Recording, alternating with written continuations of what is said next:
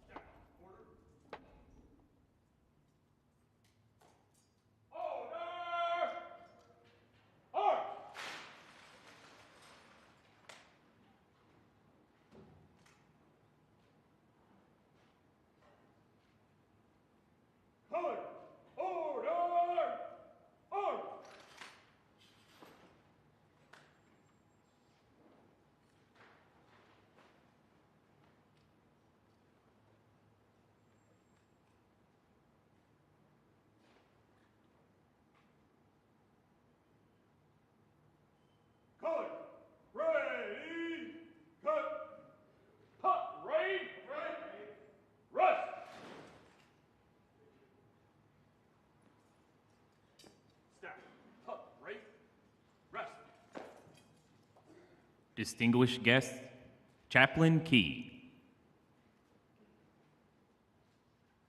Let us all pause and bow our heads and close our eyes for a word of prayer. Morning by morning, new mercies I see, all I have needed. Thy hand hath provided, great is thy faithfulness, Lord, unto me.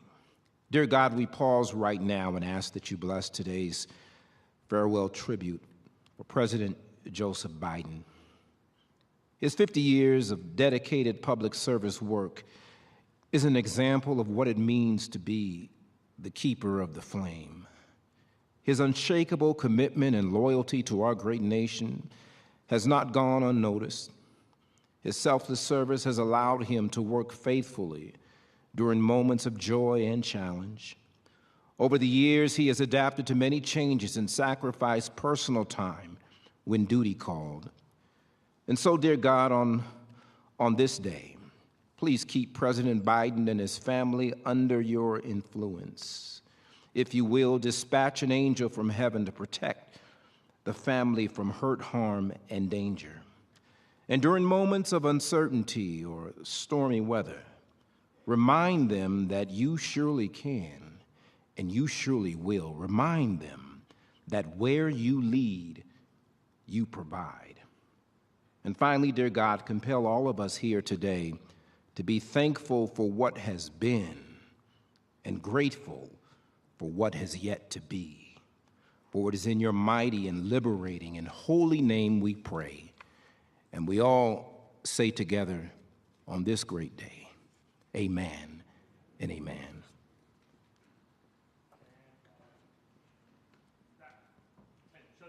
Please be seated.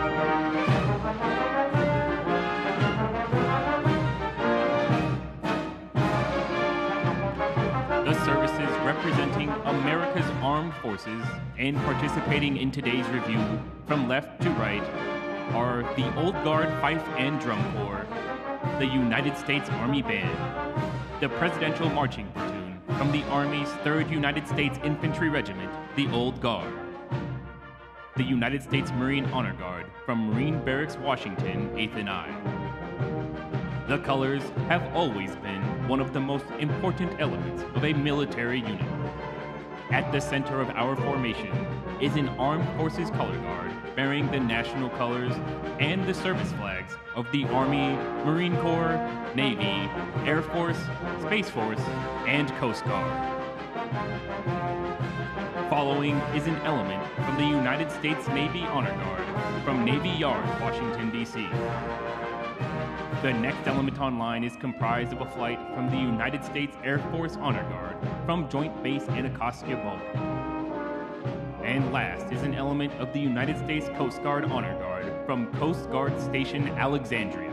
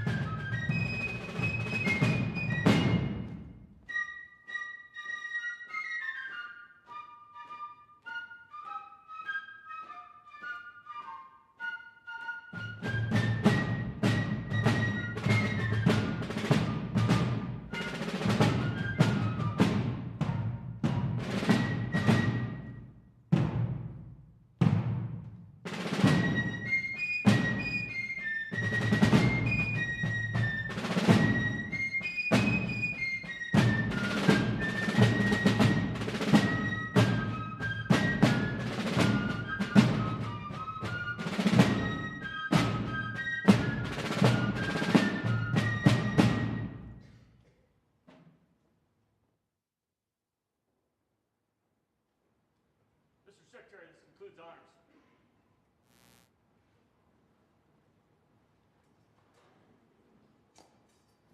Post the staff. Staff, right? Face.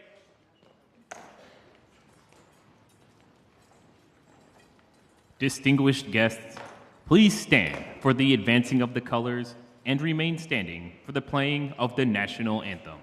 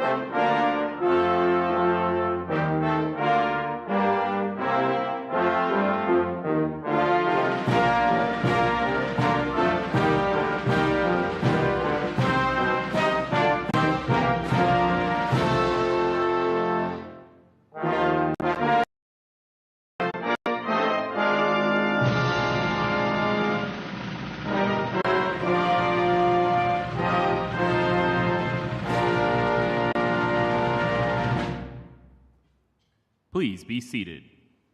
Detachment, order, arms.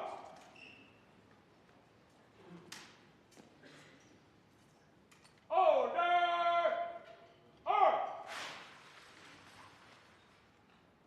Ceremonial, at ease.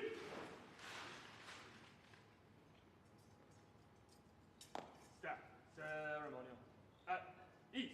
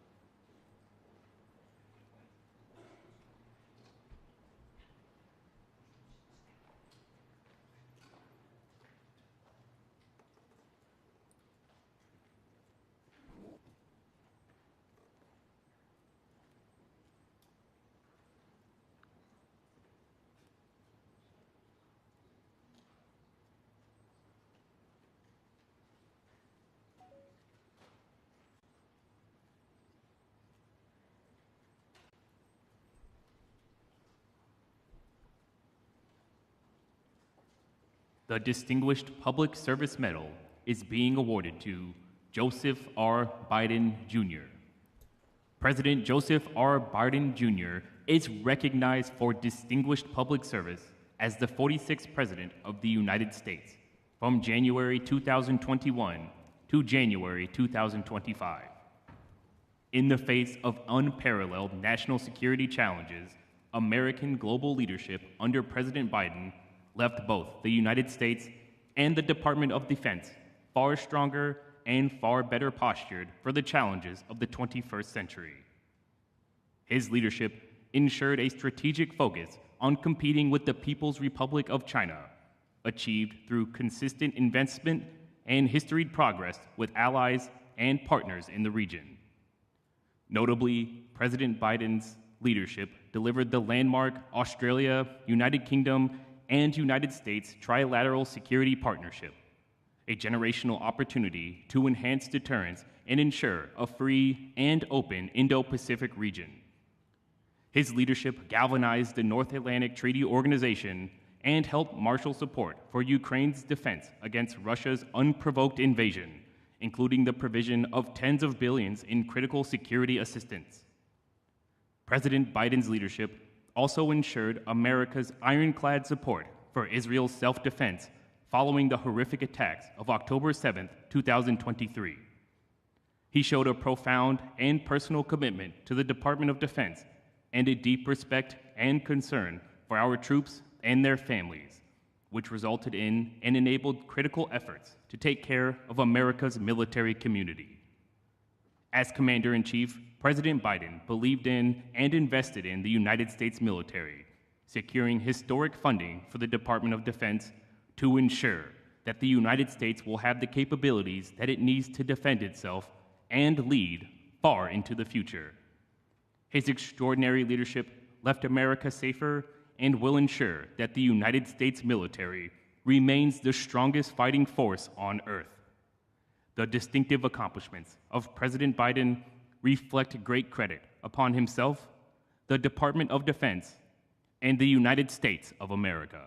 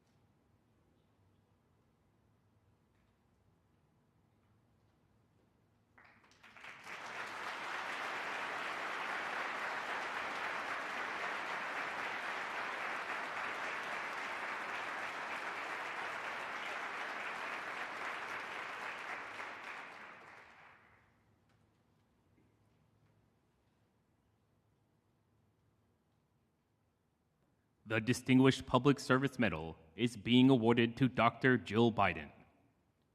Dr. Jill Biden is recognized for distinguished public service in support of members of the United States Armed Forces from January 2021 to January 2025.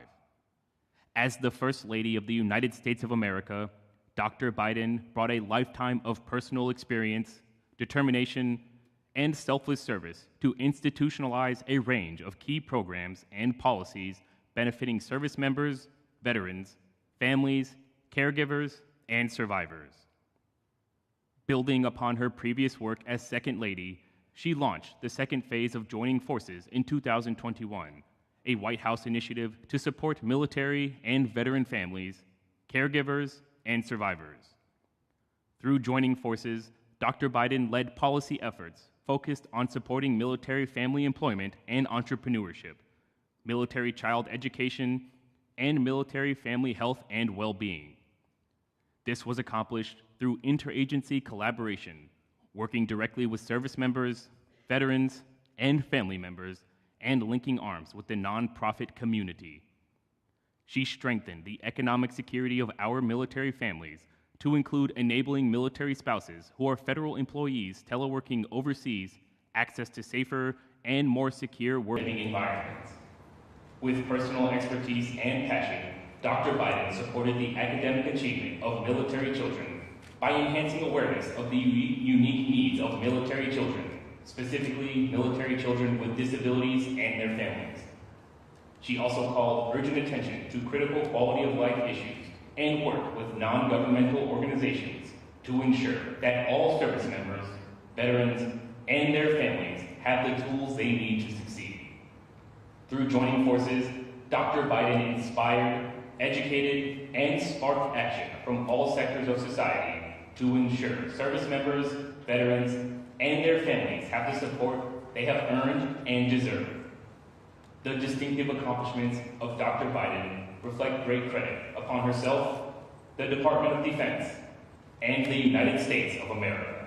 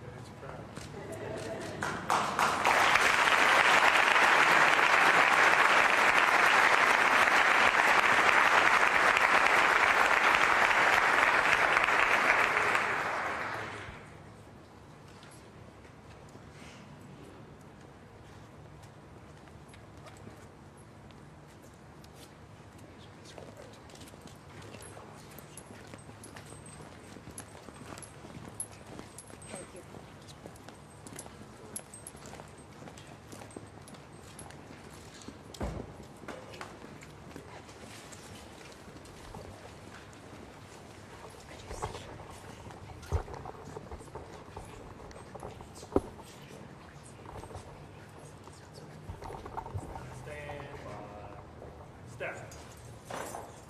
Attention.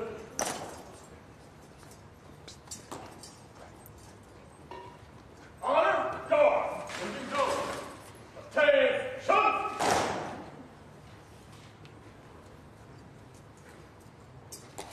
Distinguished guests, please stand for the posting of the colors.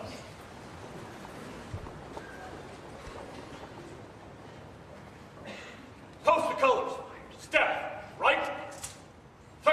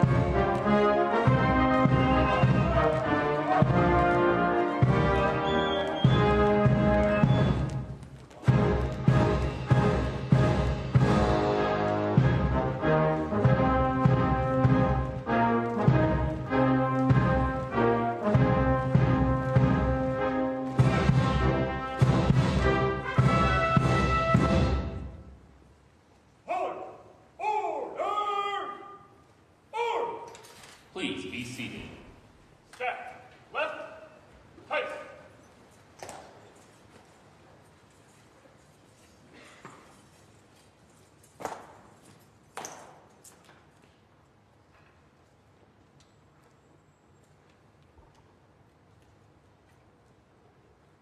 Colors, ready, cut.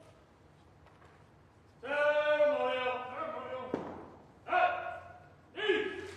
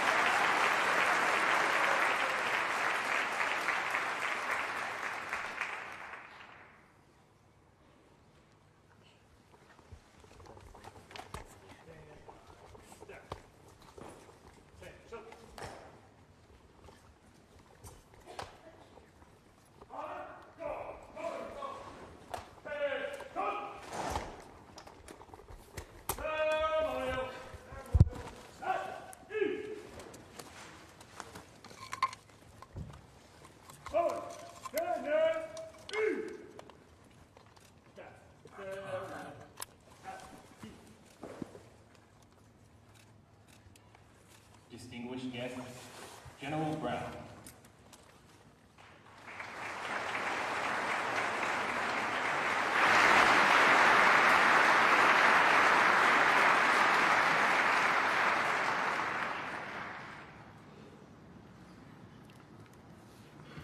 Well, good afternoon. That is a very, very tough act to follow. Now, today we gather to honor and say farewell to our Commander-in-Chief, a man who has dedicated his life in service of our nation, a man who for over 50 years has fought for those who serve in uniform, fought to prepare our military for the challenges they face defending our nation, whether forward deployed or back at home. He fought as a senator from Delaware to ensure our service members, veterans, and their families were taken care of. He fought as vice president for stronger Veterans Affairs programs and more support for service members transitioning back to civilian life. And as our president, he continued to fight, lead our nation through an uncertain and dynamic geostrategic environment, while strengthening our force to protect our future. Mr. President, Dr. Biden, Madam Vice President, Commissioner Inhofe, government and elected officials, civic leaders, Department of Defense leadership, general flag officers, senior enlisted leaders, and distinguished guests, welcome and thank you for being here. President Biden's work with Congress on bipartisan legislation has set our military on a course to confront the threats of tomorrow, to ensure our warfighters are ready when the nation calls. He supported significant investments in shipbuilding to modernize and expand our naval fleet. We are on track to increase the number and lethality of our fighters and bombers and expand our space domain capabilities. We are now on a trajectory to increase long-range fires, implement next-generation combat vehicles, and improve air and missile defense. A generational modernization of U.S. nuclear triad is underway, bolstering our deterrence capabilities. And we're on a pathway has been set to streamline adopting emerging technologies, such as artificial intelligence, quantum computing, and uncrewed systems into our fighting force. Simultaneously, President Biden has worked tirelessly to care for our men and women in uniform and their families, improving the quality of military housing, providing historic pay raises, and implementing new programs to expand the benefits available to all service members. I'd also like to recognize the incredible work of Dr. Joe Biden. She has done what she has done with Joining Forces Initiative, supporting service members, veterans, caregivers, and their families. As our Commander-in-Chief, President Biden has fought for our military time and time again. Today's ceremony is just a small, small token of our appreciation. So thank you, Mr. President, for all you have done for this nation and its military. Your unwavering commitment to the strengthening of our force and the welfare of our service members, veterans, and families stands as a testament to the deep responsibility you have carried throughout your service. On a personal note, I want to thank you for the trust and confidence you placed in me as the 21st Chairman of the Joint Chiefs of Staff. It's truly an honor to serve our nation and have this opportunity to lead the Joint Force. Mr. President, your lifetime of selfless service, your unwavering commitment to those that answer our nation's call, and your leadership as our Commander-in-Chief has profoundly shaped our nation. To paraphrase 2 Timothy chapter 4, verse 7, you have fought the good fight, you have finished the race, and you have kept the faith. On behalf of our 2.1 million men and women in uniform, our military families, and our veterans, thank you, Mr. President, for keeping the faith, and those past and present who defend our great nation. Simply said, thanks for your leadership. May God bless you and your family. May God bless our service members and their families. May God continue to bless the United States of America. Thank you.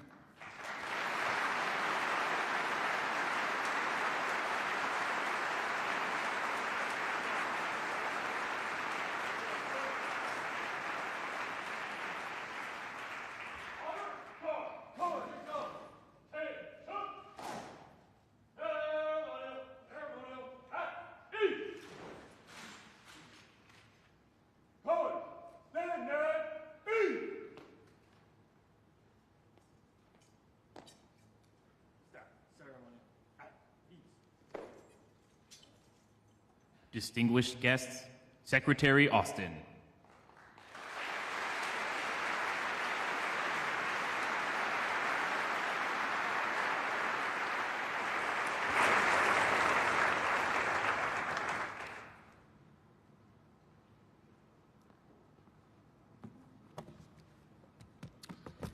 Well, good afternoon, everybody. Mr. President, Dr. Biden, Madam Vice President, Mr. Imhoff, Department of Defense leadership, distinguished guests, ladies and gentlemen. Welcome to the Armed Forces Farewell Tribute in honor of our 46th President. For more than 5 decades, President Joe Biden has thrown himself into public service. And over the past 4 years, he's secured his place in history as one of our great foreign policy presidents.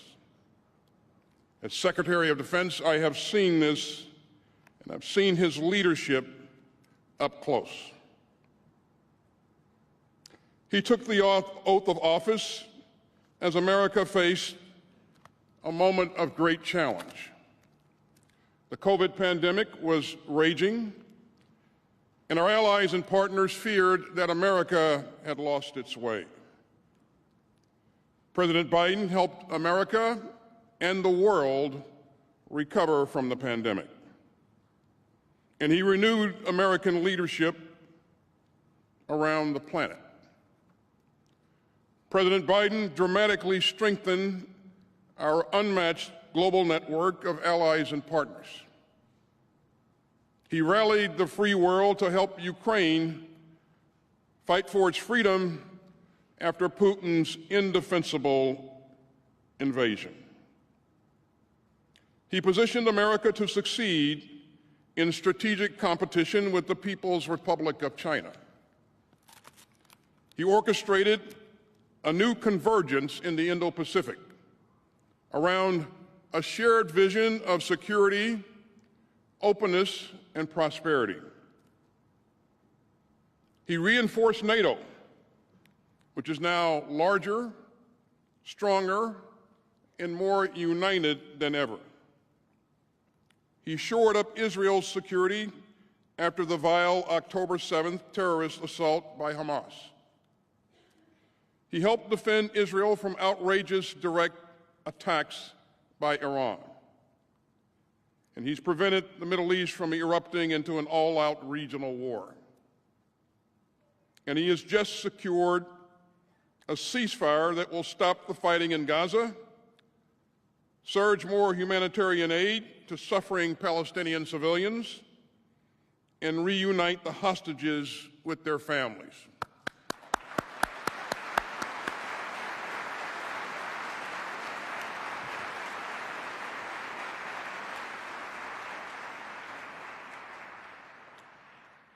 In Afghanistan, he ended America's longest war, one that spanned 4 presidents, and he refused to hand it over to one more. And he has always understood that the power of our example counts for more than the example of our power. President Biden showed the world the strength and the resolve that only a democracy can muster. Now, as I said, his leadership is rooted in his decades of expertise. President Biden processes policy at graduate levels. And I learned quickly that whenever I went over to the White House, I needed to be prepared to dive deep on key issues, because inevitably, the president will send a question your way. And he'll ask something that takes it to the next level. He insists on hearing a range of views, and he's not afraid of making the big decisions. And he also has a secret weapon, because he's not just the president, he's also Dr. Jill Biden's husband. America knows Dr. Biden as a great educator and a role model. But at the Department of Defense, we also know that she's a proud daughter of a World War II veteran. And she's a long-time champion of our military families and veterans. Dr. Biden, we are deeply, deeply grateful for your continued leadership of joining forces.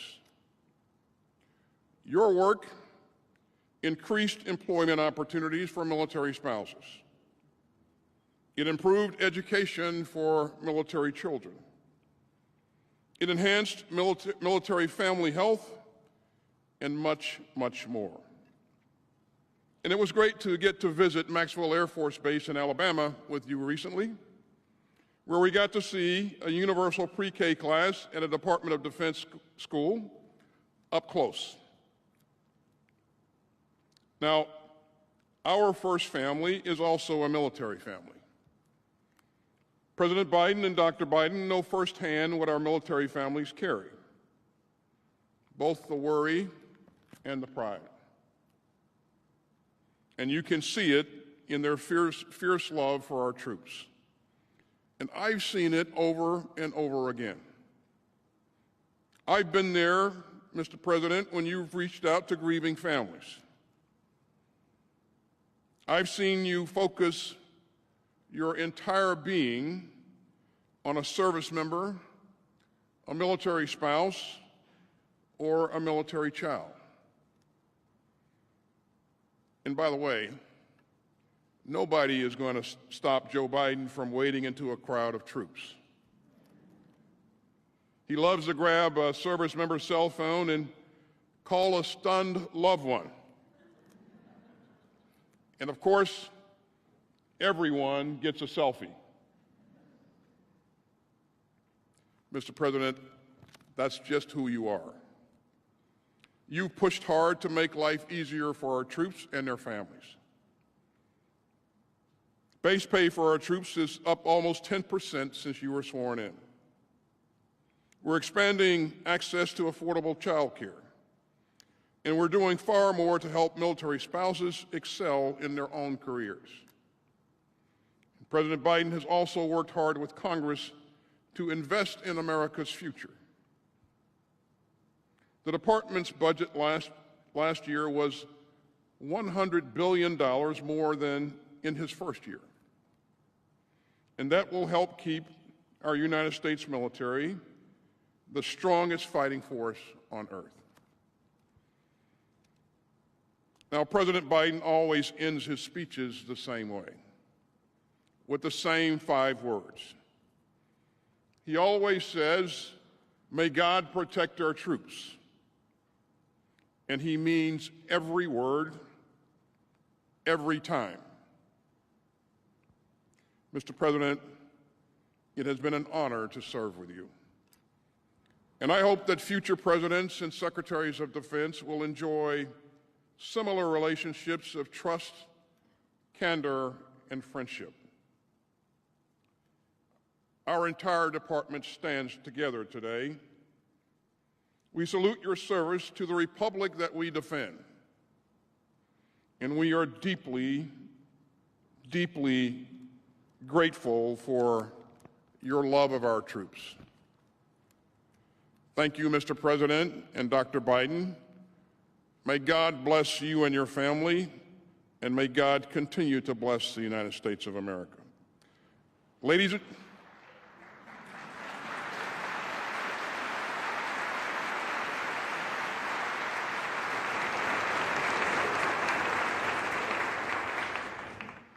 Ladies and gentlemen, it is my honor to introduce one last time the President of the United States, Joe Biden.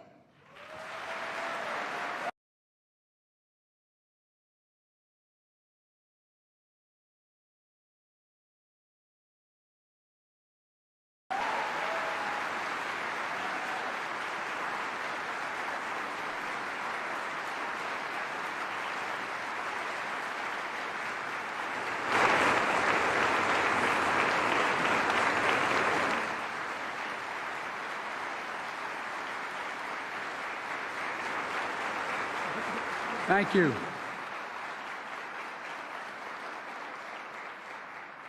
Every time I'm here, it's made me so damn proud to be an American. And most all of you as well. 1% of you are defending 99% of us. We owe you big. Just over 240 years ago, George Washington gave his farewell address to the Continental Army. Still astonished by their victory and by their unity, Washington asked, and I quote, "Who that was not a witness could imagine the men who came from different parts of the continent would instantly become one patriotic band of brothers?" That's what you are, one patriotic band of brothers. Vice President Harris, Jill, Doug, Secretary Austin, Secretary Brown, two of the best decisions ever made in my career, I might add. Service secretaries,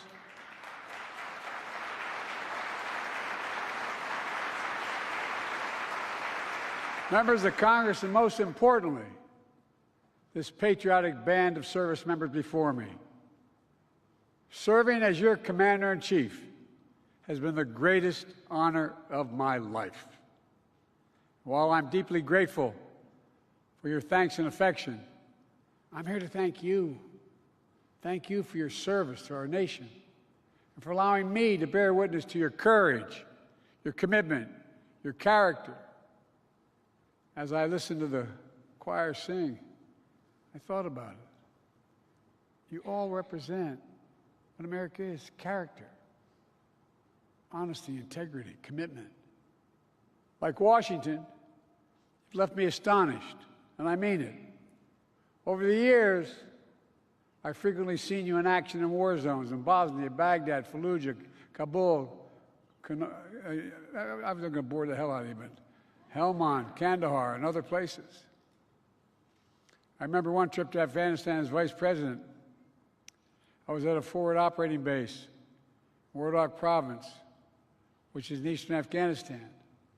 I was asked by a commanding officer to pin a Bronze Star on a soldier for his heroism. A soldier's teammate was hit while driving in a Humvee. This soldier did everything possible to rescue his colleague from the burning flames. But when I went to pin the medal on him, the soldier looked at me and said, "I don't want it. I don't want it. He died. I don't want it." And in that moment, all I could think about was the incredible courage and humility and moral compass that this soldier had, that all of you have. This is not hyperbole. You are simply the greatest fighting force in the history of the world. In the history of the world. That's a fact. That's not hyperbole. That's a fact. And there's never been a time in history when we've asked our military to do so many different things, so many places, all at the same time. And I want to be clear. You've done all these missions with strength, and maybe even importantly, with integrity. When I ask you to end our nation's longest war, it rose to the occasion, evacuating Americans, allies, and our Afghan partners, accomplishing the largest airlift in military history, and ending a war with the same courage that defined American service in Afghanistan for over 20 years. I believe history will reflect it was the right thing to do, but I know it was hard. After decades of losing your brothers and sisters, including the withdrawal, the pain was still real. And it was for me as well. Every day I still carry, every single day. It's my schedule. On the back of the schedule, every single day, at the top since I've been here, it says daily U.S. troops in Afghanistan. U.S. troops have died in Afghanistan. 2,465. Not over 2,000, 2,465. Troops wounded. 20,769. And every day will honor their sacrifice for continuing the mission for which they gave their lives. Fighting terrorism, defending our homeland, and protecting the American people. 6 months after that war ended, when Russia began its largest war in Europe since World War II, I asked you to help defend Ukraine. You didn't hesitate. You kept Ukraine in the fight, trained Ukrainian soldiers and pilots, troops, bolstered NATO's eastern flank, and above all, you showed the world America stands up for freedom, stands with our friends. America stands strong with our allies. We never bend down. We bend down to no one, certainly not Putin.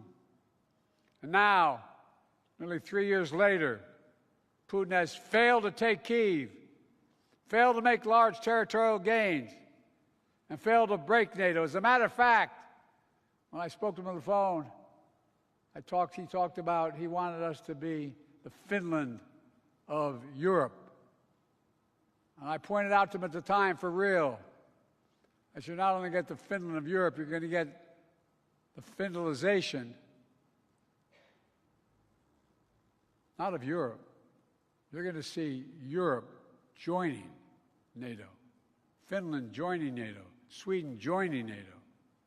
And America's watch, dictators do not get to do whatever the hell they want. Then following Hamas's terrorism on October the 7th, I asked you to excuse my back, by the way. My mother would be very upset. I asked you to deploy to the Middle East. Again, you stepped up, pulling long nights and long deployments to weaken Hamas, to defend Israel against unprecedented attacks on Iran. Imagine had we not. If we don't lead the world, who will lead the world? Who? And twice, you stood up to the attacks by the Houthis in the Red Sea. Last year, I spoke with the women and men aboard the destroyer that took down the first Houthi attacks. It was the USS Carney. And I want you to tell you all what I told them. We owe you. We owe you. And back in May, yesterday I proud to announce a ceasefire, the hostage deal between Israel and Hamas. The road to that deal was not easy. It was 8 months ago I laid down the elements of that deal in May, embraced by countries around the world, because they know we say what we mean, endorsed overwhelmingly by the UN Security Council. It's taken 8 months of nonstop, relentless effort from my administration to get it done. But because of you, all of you standing behind me, because of you, because of so many diplomats and defense professionals, we kept the pressure on Hamas. And we got it done. We got it done. And finally, when I ask you to strengthen America's position in the Pacific, in the middle of all the other conflicts and crises, you said no problem. You kept China in check. Remember when we took office? China was going to overcome the United States economically and politically by 2030. Everybody wrote that, except here in this building. The skies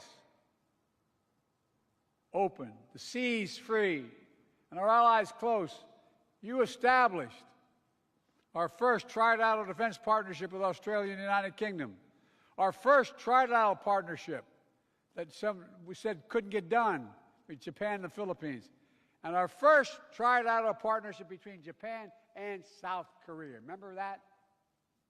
Camp David that said we couldn't do it. It wasn't me. It was America. We did it. That's what America does. And people know America's acting out of character.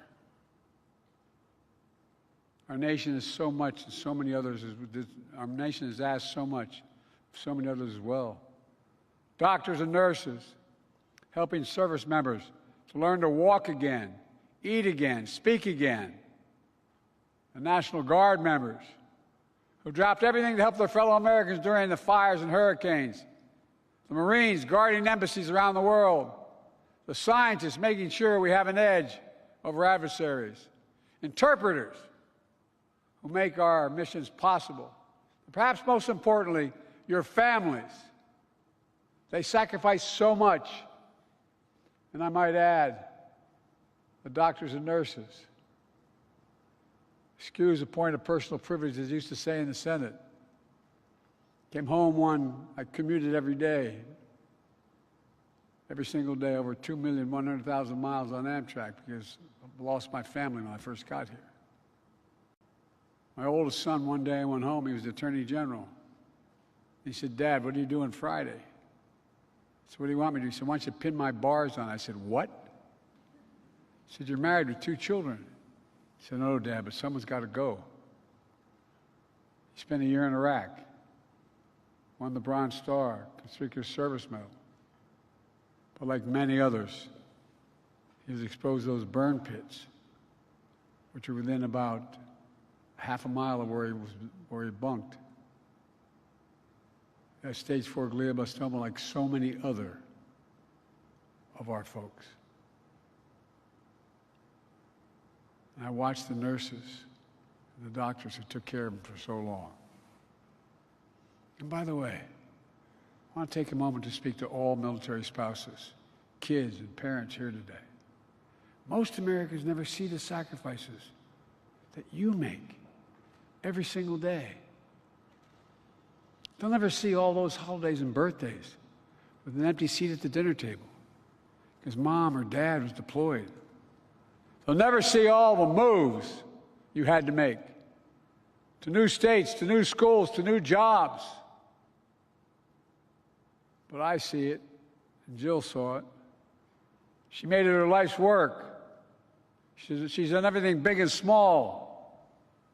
Help military spouses find child care and build their own careers. By hanging photos, employed moms and dads outside classrooms of those National Guard folks. Because on every holiday, every time there's something going on, their moms or dads weren't there, but no one ever mentioned it. She started getting in every classroom in America to put a picture of an employed mom or dad outside the classroom. Even this morning, she held an event for joining forces, an historic White House initiative to support military and veterans' families. Because as a poet John Milton wrote, they also serve who only stand and wait. They also serve only stand and wait. So for the last time as Commander-in-Chief, I want to say thank you, thank you, thank you to all the families. We owe you. I've long said as a nation, we have many obligations.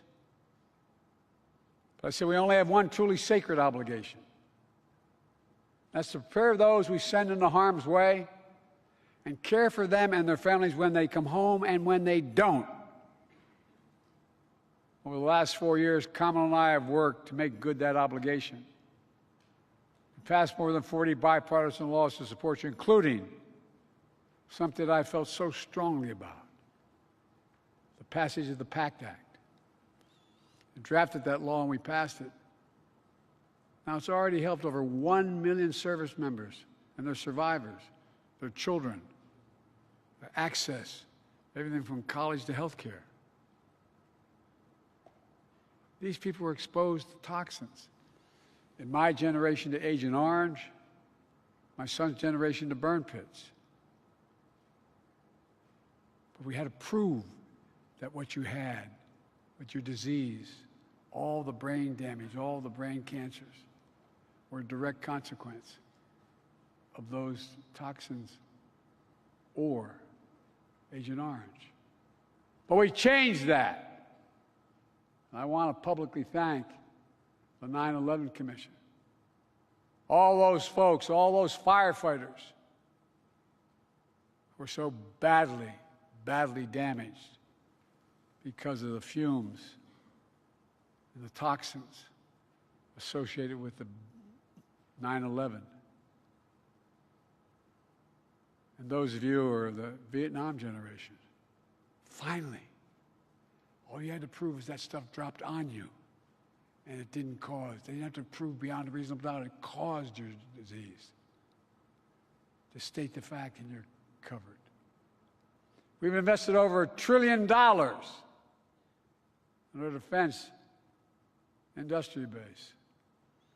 In real dollars, that's more than America did in any 4-year period during the Cold War. We also invested record resources to fight the scourge of military suicide.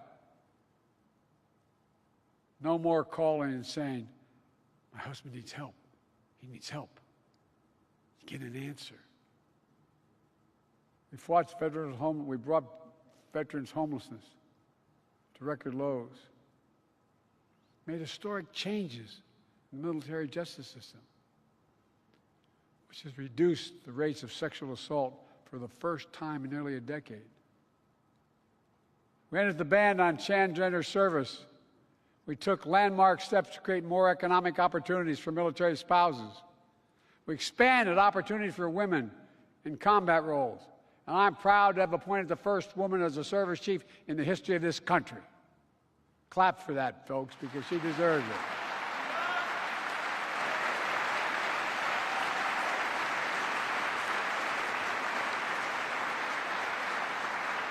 I don't know about the rest of you guys, but the women in my family are a hell of a lot smarter than the men in my family. Look, if there's one thing I hope to take away from today, it's this. This is not hyperbole. You're truly the finest fighting force in the history of the world. That's not hyperbole. That's true. Everything I and others have asked of you, you've done. You've done with honor, commitment, grit, and guts. Let me close with a final request. I say it not as your president or commander-in-chief. I say it as a man who spent 50 years of his life serving his country in a different way.